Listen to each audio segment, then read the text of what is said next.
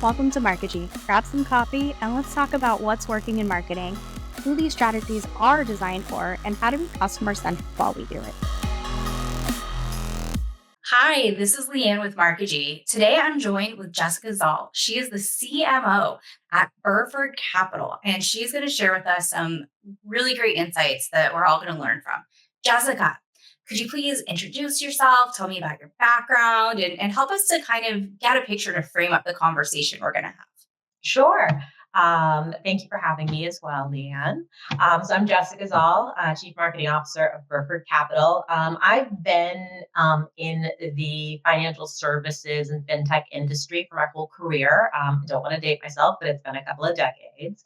I actually started out in sales and transitioned to marketing, believe it or not, after a brief stint in grad school, going for something completely different. I fell into marketing and just found that I loved it. It is more of the consultative sales approach, more of the relationship approach, which I love. I've been in many different size companies, all in or mainly in B2B and more complex capital markets environments, whether it's financial services or fintech. I have had stints in technology, but more again, the fintech side of things. But it's always been in these upmarket, complex products, complex environments, sophisticated stakeholders. It's just a world that I thrive in. Oh my gosh, I love it. And there's a couple things there that I think is really relational across multiple industries is like the complex buyer. And that's where really getting to know them and their needs and their wants and their jobs to be done, I think is just it changes the game. Yeah. And that's kind of part of the ethos of this is that like Markigy talks about like human centered and customer centered marketing strategies that work. So if you had to like what is something along those lines that is the soapbox or like the hill you'll die on? The hill I will die on. I love that. I love that statement. I'm going to say this in a good way and a bad way. And the bad way, I don't ever want people to think I'm knocking on marketing because I love marketing. That's what I live and breathe every day. But I want people to understand really what marketing is too, right? Is in a good way, my soapbox is when people give us their time and attention, it's a privilege, and we have a responsibility as marketers to make it worthwhile. From a quick, short, slangish, like bad perspective, I say marketing is stealing people's time. And when you do that, you need to give value. You don't want to shove a brand or a product in somebody's throat, especially in the B2B side. You want to show the value and show them how they can do their job better or identify problems they didn't know they have and organically and naturally lead them to make their own decision, right? So it's all about that value. And that is what I swear by. And there's another thing too, and I know we'll talk about this a little bit down the road, is the full customer life cycle and how marketing has to be woven throughout that. Marketing is not just the top of the funnel. Marketing isn't a service desk. Marketing, isn't just a lead machine either. Marketing spans the full customer life cycle. It is a partner to everyone in a company.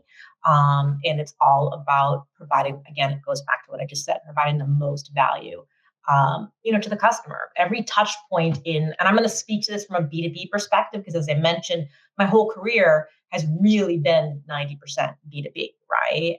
Every touch point in that B2B customer journey from that first awareness through renewal should really meet people where they are and lead them to discovery, which we just talked about in terms of knowing your customer, where they're at. That means, offering insights, ideas, solutions that genuinely create that value, not just pushing the brand or the product messages. And that also applies to B2C as well.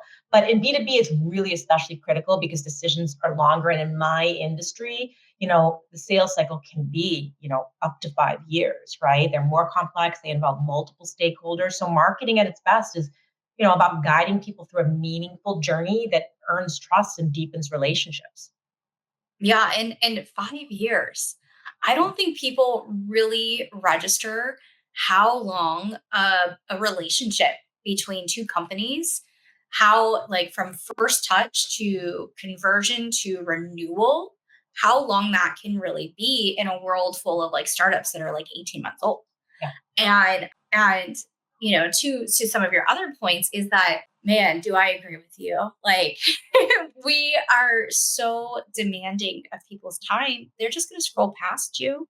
They're not going to give you that attention. Attention is currency, and you have to negotiate for it in a way that is a win-win.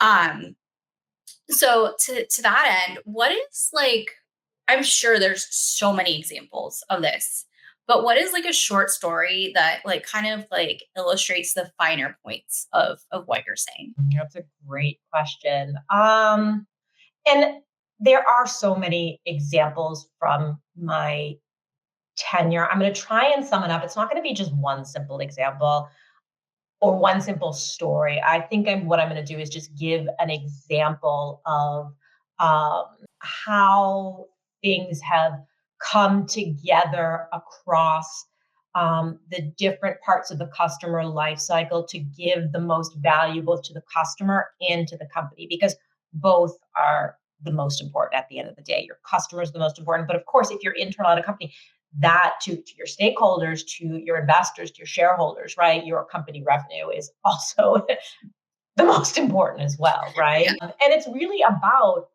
again, aligning your marketing team with the various parts of the customer life cycle, right? Your pre-sales, your post-sales, your implementation, your customer success, et cetera. But it really starts out by, working closely with your sales teams, right? To identify, okay, what are your sales goals? What do you need to reach? What are the corporate goals? What are the sales goals? How do we understand that customer? Where are they? What things appeal to them, et cetera, et cetera. And then creating an agreed upon and unified strategy, right? That is based on data and information and is backed into goals and has a budget and KPIs and cost per lead, et cetera, and measured outcomes assigned to it. And creating a strategy, not just going out there individually in silos to canvas and saturate the market, but really thinking about it from a cohesive strategy with everybody involved. There are a lot of companies that I'll go into where marketing is very, very siloed. Sales is very siloed. Sales in and of itself can have their own silos within sales because in certain companies there is competition, right? That will not be successful to companies at the end of the day if they need to grow. You need all teams to be working together in service of the customer and in service of those revenue goals. And when you get people together, when you get all heads in the room, when things are down on paper as a strategy and everybody can contribute and agree, and everything is measured and everybody agrees, okay, who cares who gets the credit really at the end of the day? I mean, credit, we obviously know that sales is driven by quotas. So marketing is often not driven by quotas, right? Marketing is driven by salary. And of course, there is bonus. There are some groups, of course, that still have that compensation, but it's at the end of the day, you want to not be a service center to your sales team. You want to be a partner and a strategic driver and value creator to create that plan. And there's multiple spokes of that, and measuring that and figuring out, okay, what were all the touch points? How much did we spend? What was the biggest bang for our buck? How many meetings did they get? How did they convert? Those are really the examples of how things work best in the organizations that I go into to align these sales and go to market team. Sorry, these sales and marketing teams to create this go to market function. And we had a recent case study here, or a recent example here at my current company at Burford Capital, where we did just that. We worked with, it's a little bit different here where I work because our company is a lot of lawyers, and they work by practices, but working with one of the practices, which is kind of like a proposition, and then working with the regional sales team and unifying them together to create a marketing strategy that also has the sales end as well, with the business development meetings that may not be marketing generated per se, but looking at it as a cohesive campaign and seeing the success from Yeah, yeah, absolutely. And I, as a marketer, there's always this like devil and angel, right? There's the like, should be quota carrying, and you only get paid if something closes. Well, but like, if the sales team says the wrong thing, I have no control over that. And so that's where I think a lot of that kind of like tension comes in. regardless, your point of they need to not have silos. They need to hear the language. It needs to be cohesive and in lockstep and even among different parts of the sales team. For what you're doing now, if the practitioner and the BDR person are saying two different things, which is a common friction point for all industries, that's poison. Yes. Like, that ruins everything. And whether it's the practitioner or the product or the any like it's all got to be the same. That's why singing from the same hymn sheet is so important. And that is a function of marketing, right? Marketing's job, in addition, I mean, like I said in the beginning, marketing is woven throughout the whole organization, right? Actually, we may have said that before we started, but marketing is woven throughout the whole organization. Marketing has many functions. And the messaging, right, of the company, both from an umbrella perspective of the company, by product, by persona, is so important. And it is important to make sure that that is a collaborative effort across the leaders in the organization from the different disciplines, because there are different people that they're talking to and there are different experts in the room, right? So you want to have their feedback and their input and their buy-in to this. And then you want to distill that throughout the organization so that everybody is singing from the same hymn sheet, and you mitigate that risk, like you pointed out earlier, of, person one and person two saying two different things, because that kills your brand equity, it kills your brand trust, and it confuses the client. You want to have that same message throughout, and that starts with marketing. Yeah, and to your premise is that if we're asking for their attention and we're trying to drive value, if we're confusing them, are we doing that? Absolutely. Absolutely. So we clearly agree, right? We clearly agree. This is also a soapbox that I get on too, because I feel very passionately that, whether it's our landing page or our ad copy or how we answer the phone or sometimes even the clothes that you wear on camera on demos, it all needs to be reflective of the same Yes. like brand Yes. and experience and value. Yes. Is there a time, there's always someone out there that hears what we're saying and they just miss the point. Yeah. Like they're like, oh yeah, so everything needs to be green. Well, we're not just saying colors. We're saying like this bigger part. So if someone is going to miss the point entirely, or maybe there's a situation where this is too soon to apply it, like a mature company versus startup. What are some of those disclaimers? Oh boy, that's a good question. Sometimes I'm going to answer this from a couple different ways. So I've been in a startup where it was too early to apply. Generally, startups, it's not too early to apply because they're startups, right? Generally, in bigger companies, it's harder, but sometimes in bigger companies, it's actually a lot easier, right? I think if we're talking about the disclaimer around marketing is providing value, and marketing should be aligned to the customer lifecycle, and marketing is woven throughout their organization. The disclaimers around that is it takes education, and that education may not be in 3 months. That education may be in a year. And I've been in organizations, like I said, that they're complex, right? They may be like the capital markets portfolio optimization, or I've been in private credit and underwriting, right? And the teams, especially the sales teams, may come from the bigger banks, the corporate investment banks, where marketing it has a certain marketing has a certain function there, right? It's very, very much brand, top of funnel.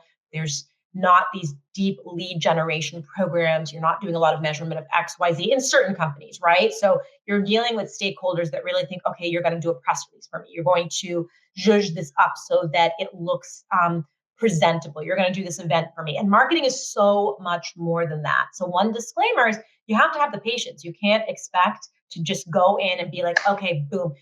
Marketing is not just external, it's internal. And it's about knowing your audience and how to best take the approach with that internal audience to show the value, and you can't expect things to happen overnight. In the organization that I'm in, because we are starting to transform into selling more towards corporates, which is really my background, because we also sell to law firms, and this is my first foray into dealing with lawyers. Is again, I've got to take that long-term play approach where internally I need to really educate my sales team of what is marketing to corporates, right? It's psychology. It's understanding how your prospect consumes information, from which channels, which types of words resonate, that value versus the product. But at the same time, you also can't forget about your product too, right? That is still a disclaimer, right? The product is part of the journey. But as we were talking about originally, like, it should emerge naturally once the trust has been established. But getting people to stop talking about the company and the product right away. And that's one of the things that I'm trying to transform in my current role. If you look at our website, it's all us, us, us, where we want to start to shift and say, you. This is what's going on. This is something that could be of value to you, and let them make their own decisions. So you become a very trusted brand to that audience. It's got to be twofold. Don't forget the product is disclaimer, but also be patient and know your internal audience. Yes. I love that you're calling out that it is an ongoing process. It is, as reading between the lines of what you're saying, and has, been discussed by other guests, is it is change management. Oh, yeah. Marketing is change management, and every senior level marketer should take a change management course to understand explicitly how to get internal buy-in. I love an internal company newsletter. I love it. I know that people get so much email and they're like, I don't need another email. I'm not going to read it. But for that 30% that does, and then how that like peripheralates like throughout the organization, such a great impact. It just, people don't know what they don't know. Yeah. And they're not going to like go to your company SharePoint to go seek out this information. You have to spoon feed it to them and hand it to them directly. And even if a new internal newsletter doesn't work, because in my organization, we have found before I joined that the internal newsletter was just for marketing was a little overwhelming. So you know what we did? We have other types of newsletters that we put blurbs in. We also have what we call Burford TV. There are TVs throughout all of our offices that marketing controls, and we put slides on there. It's an internal communication. So you can never say, I didn't know, because it's all there. It's on the SharePoint. So if you're somebody who goes to SharePoint, boom, it's there for you. If you're somebody that walks in and looks at the TV and it's right behind your desk and you're looking up, boom, it's right there. In our daily briefing that we have, that is also driven by my team from a research perspective on what's going on in the industry. And there are blurbs about, these are the social posts to share. We just had this event, et cetera. It's there. Yeah. Love it. And that's the differentiator, right? Is that's how you get rid of the silos, is through communication, is through information, is through access. Yeah. Makes me so and excited. Also, it's like, yeah, TV. And then one thing too, like, again, I want people to understand, don't discount meetings, right? But have meetings don't have meetings just to have meetings, have meetings with an agenda that are bringing everybody together. One of the things to break down the silos in my current organization is bringing together the go-to-market function in a meeting, the key people, where you're not siloed anymore. We're actually discussing. Marketing has taken the liberty of trying to put together strategy from a marketing perspective where, other strategies don't exist, to at least get people to start saying, okay, I know what's going on. I know where I fit into this. I know, how much we're spending. I know what's coming up. I've got my input. We're going to do this messaging. That way, everybody is in the know and everybody has a stake in it. And that also helps to address the issue of people singing from different hymn sheets. Yeah, because it also gives them the opportunity to be like, hey, I speak firsthand with the customers. That's going to flop. And it comes back to culture. Like, as we were talking, the number one thing that's screaming my brain is culture, that top down. If you have meetings where it's an all hands, but everyone just shows up to say their like 2 slides and then they bounce, or then they mentally check out because they're doing emails because they're overwhelmed or whatever it is. It's culture. Like everyone has to be actively listening and participating culturally from the top down with that expectation set and enforced Yeah, in order for it to be effective. absolutely agree. Culture is king, queen, and everything in between. Yep. Love it. Wow. I feel like we could talk about this forever, but I don't want to. I love this. So the TVs are such a good idea with the PowerPoints. Mhm. For remote culture, it sounds like the email and the SharePoint and the meetings are the most effective. And What's Slack, Teams, whatever you're using. In my last company, while before we had gone back to the office, I started at a company called Percent in 2000, mid 2021, I think it was, or late 2021, and we were still remote, and we were remote for about another 6 to 8 months, maybe. And one of the ways to share that information, again, the newsletter was key. But and meetings were key, but also Slack channels. We had Slack there, right? So having a Slack channel dedicated to marketing, where there were updates on marketing X, Y, Z. This is happening. Other remote cultures too, aside from things like Slack, having we used to have a weekly company meeting. It was a scale up, so it was a small company. I think at that time we were just under 100, and we would have a half an hour stand up on Mondays that was led by the CEO basically, and then all of the like me, CMO, our president, our head of sales, et cetera. We would update everyone on the progress of that week because we were both a B2B and a B2C company for retail accredited investors. So there was a lot of, marketing was also a sales engine there. Having that creates transparency. Yeah. Yeah, it's got to start from the top and it's got to be intentionally routine. Yep. Um, yeah, and it's not on also for like the ad hoc midweek stuff. Like Slack is huge because they can just pop in and ask a Yep. question. That speed to information, I Yep. think, really matters. Keeping things short and concise, knowing your audience. Right. No one's back to the attention is value is that just like our customers, our internal customers are not going to read a dissertation when they just need a sentence. Right. Unless they're lawyers. They want the where the commas go matters is what I know about that. So, thinking about all that we've talked about so far and thinking about what's on the horizon, as far as the future, where is marketing going versus where should it go? And do you think that those are the same things? Oh, I think where it's going and where it should be going are probably, in my mind right now, they're the same thing. And I think it's being reshaped by two forces, right? First, we know that there's technology and AI. And I think technology and AI are amazing. I'm not going to lie. Of course, I have worries about it. There was an article that came out the other day. We call him the father of AI. I can't remember his name exactly, who was saying, AI is going to kill our workforce. And that does worry me, right? But I think it also means that, it is replacing jobs right now. So what does that mean? Kind of just like the boom of the internet, right? And email that came out, when email came out as a function, right? I mean, it probably, I don't remember, but I'm sure it killed some jobs, and it means that we need to acquire new skills, right? It's not optional anymore, right?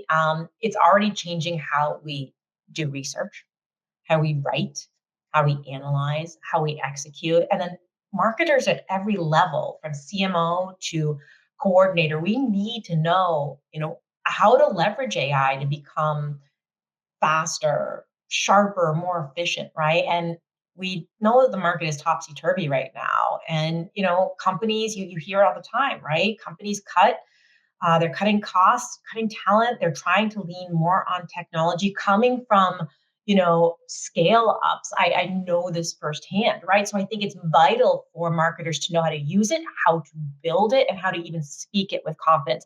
And this is so essential for those coming into the workforce that are really having a hard time getting jobs right now, right?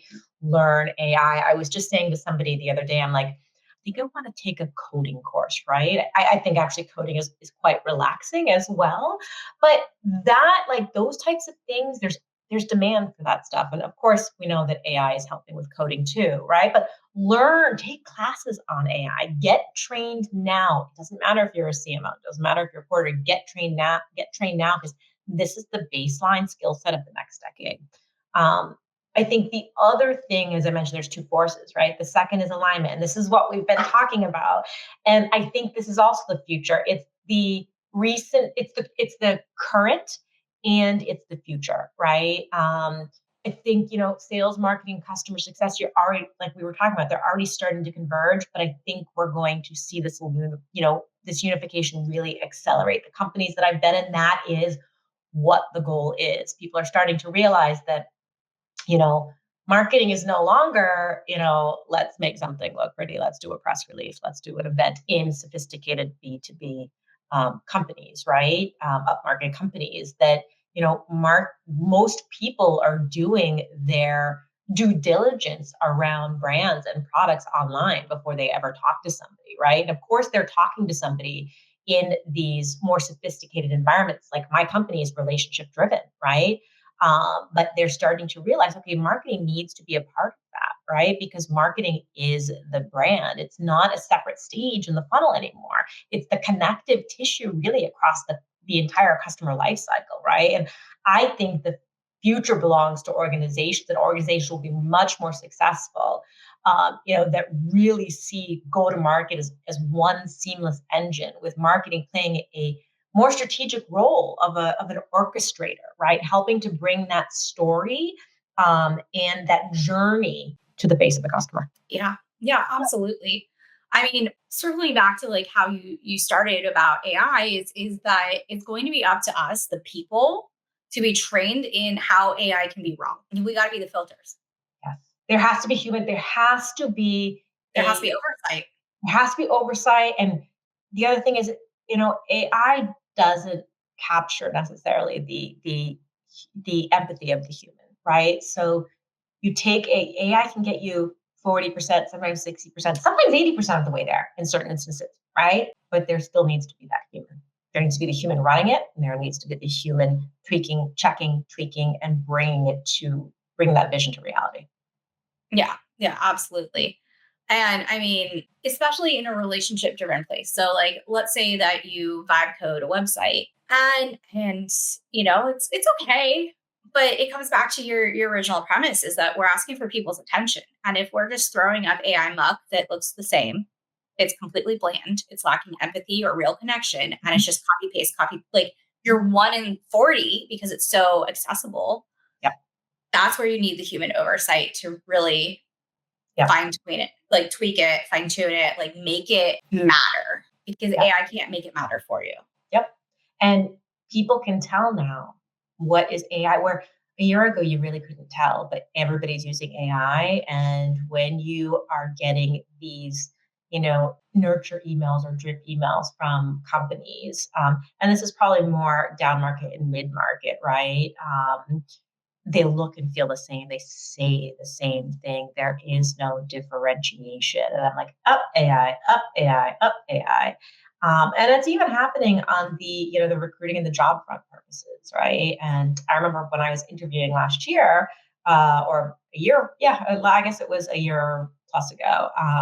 I remember talking to somebody. They were like, "I am getting so many resumes and cover letters that are just AI written, and I don't know what is actual, experience and reality."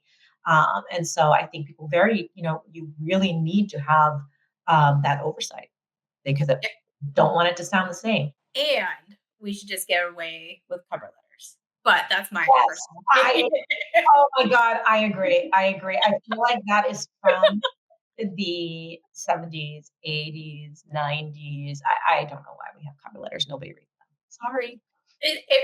They're AI written. It's just Nobody reads them because we we are in this market. We are operating like we're operating with extremely limited bandwidth, and nobody has time to read the cover letters. We barely have time to screen for resumes because, in a marketing world, unfortunately, there are a lot of marketers out there looking for jobs right now, and there's so many resumes. And so I tell people, don't even bother doing a cover letter. Just focus on making your resume short, quick, directly tailor to the job spec and using data and numbers to show your story versus having like 10 pages. So Yeah, yeah. It should never be 10 pages. yeah. Okay. The final question is behind the curtain. What is a question someone should ask you, but they don't? And I'm gonna re-explain this question because it always, without fail, is like such a good one. Is sometimes people ask, like, hey, what about Pinterest? And you're like, you need to start way back at what your content strategy is before you start to disperse it. Or maybe there's something about you, you've shared a lot with me and we've really bonded over these things, about like how you like things and you want to talk more about them. So what is a question that someone should ask you to get to know you or to like hear the most about your expertise, or where is someone just missing out if they don't ask you about it? I did some prep for this. Well, I did some prep for all of them. And I really thought about this. I was like, this is such a good question. I don't even know how to come up with this. But then I was like, you know what? There is a trend when you look at my background, right? And the companies that I've joined and that I thrive in, to be honest with you. And they are deeply complex products, often sharp elbowed environments, with very sophisticated stakeholders as well as sophisticated buyers. They're not, and I've been in environments that also haven't been. But if you look, Thomson Reuters Refinitiv, I was selling to traders. I was working with former traders. JP Morgan, I was on the trading floor. I wasn't a trader. I was a product marketer for trading. I was marketing algos. I was marketing products. I was dealing with prime brokerage people. I was dealing with private credit underwriters. Here I'm dealing with lawyers, as well as financial services folks too. And they are different environments. They are often can be challenging for marketing, right? And somehow I am glued to those because I love it. I love organizing chaos. I love internal selling and relationship building as well because I love the sales aspect, but I'm not a salesperson. That is why I'm in marketing because marketing is sales. So I wish people would ask me, how do you survive and help your teams thrive as well as bring in the right people in these, very complex industries with sharp elbows, often male dominated, and mostly male dominated, where there's a lack of understanding most times of marketing, right? And B2B industries can be, very high pressure. They're not always marketing friendly environments. Choosing to work in them really means embracing that challenge. And that's why I go back to, I love a challenge, right? I run marathons. I've done, 20, almost 30 marathons, I think. I've done 2 back-to-back marathons recently. I hiked Everest Base Camp or past that. So I love a challenge. And my work, that's why I am drawn to these organizations because it's a challenge, right? And you need to educate stakeholders. You need to prove the value of marketing. And that goes back to the disclaimer of don't think and set yourself up for failure that is going to take 3 months.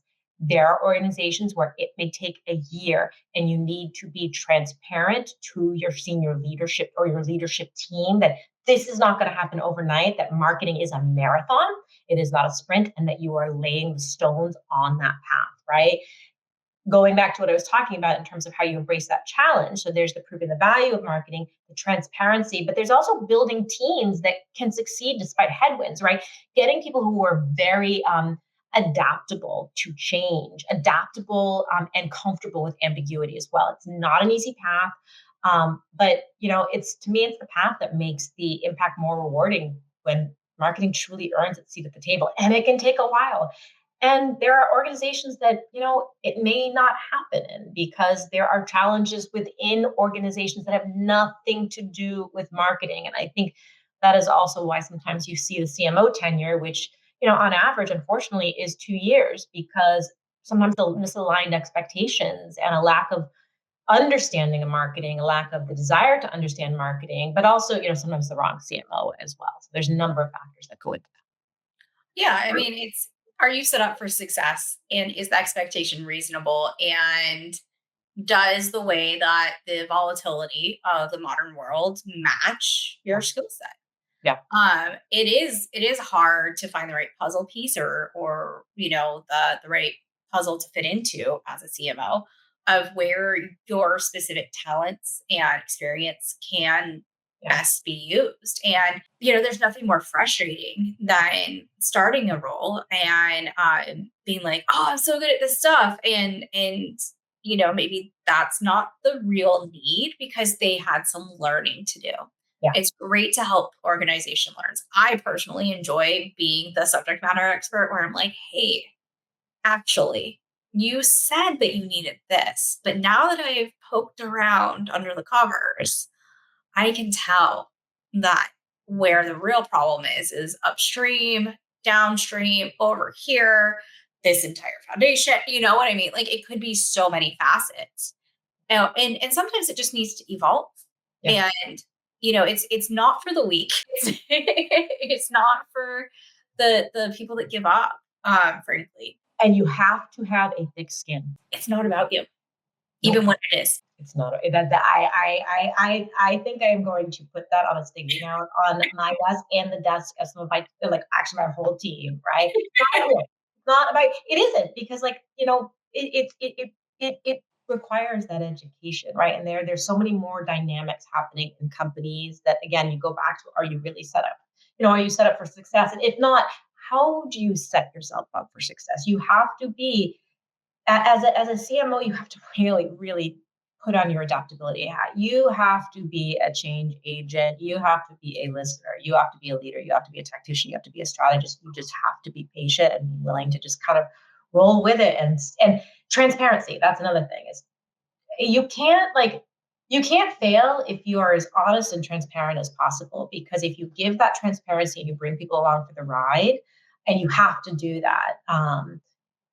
There's you are giving all that information. So again, as an internal customer, it's up to them to kind of choose that path. Yeah, absolutely. My goodness. I am so thankful that you joined me. If someone wanted to get a hold of you or connect with you or continue the conversation, what is the best way for them to get in touch? Best way, just connect with me on LinkedIn. I'm on LinkedIn every day. If you would like to email me, it is info@markigy, markigy.com. Jessica, thank you again so much. I think everyone should go find her. And in the show notes, we'll have the link to your LinkedIn. And thank you again. Have a great day. Thank you. You too.